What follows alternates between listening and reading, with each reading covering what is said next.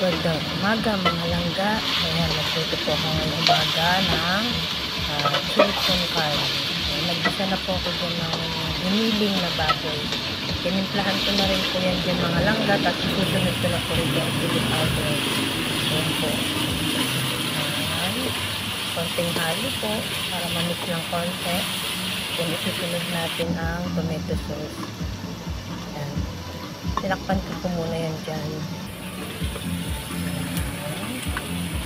After ilang minuto, ilalagay na natin ng red beans at saka tomato sauce.